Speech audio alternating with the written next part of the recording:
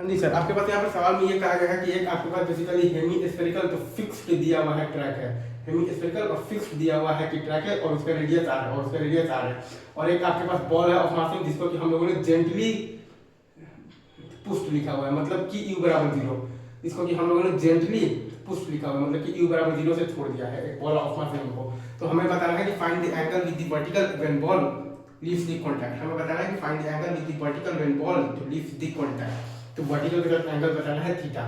हम लोग जब सॉल्व करेंगे तो हमारे पास आंसर आएगा cos theta is equal to 2/3। हमारे पास आंसर आएगा cos theta is equal to 2/3। Easy sir, आगे बढ़े। चलिए सर, हमारे पास हम लोग यहाँ पर सबसे पहले लगाएंगे तो वर्क एनर्जी थ्योरम। तो वहां से हमारे पास आ जाएगा mgr into 1 minus cos theta और वो बराबर आ जाएगा half m into v square के। हम लोग सबसे पहले लगाएंगे वर्क एनर्जी थ्योरम, तो हमारे पास आ जाएगा mgr into 1 minus cos theta is equal to half m v square.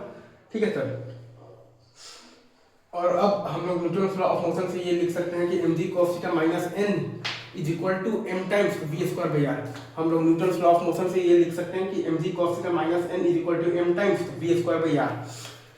हम लोग न्यूटन लॉ ऑफ मोशन से ये लिख सकते हैं कि mg cos theta minus n is equal to m times v square by r, और n इज इक्वल टू 0 मतलब हम लोग यहाँ पर रख देंगे क्योंकि सवाल में कहा गया है कि when the ball leaves the contact. सवाल में ये कहा गया कि when the ball leaves the contact, तो हम लोग यहाँ पर रख देंगे n बराबर 0। तो हम लोग यहाँ पर रख देंगे n बराबर 0, तो v इक्वल टू आ जाएगा हमारे पास under root of the rg into cos theta. mg cos theta minus n is equal to m times v square by r है, और वहाँ पर हमारे पास n बराबर 0 है, तो v इक्वल टू आ जाएगा हमारे पास under root of the rg into cos theta. तो ये दोनों इक्वेशंस को सॉल्व करने से हमारे पास आ जाएगा cos theta is equal to 2/3। हमारे पास आ जाएगा cos theta is equal to आ जाएगा हमारे पास 2/3।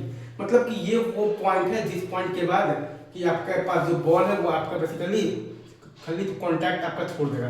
तो cos theta is equal to 2/3 वाले एंगल के बाद, तो वर्टिकल से ये एंगल है थीटा, तो ये एंगल के बाद आपके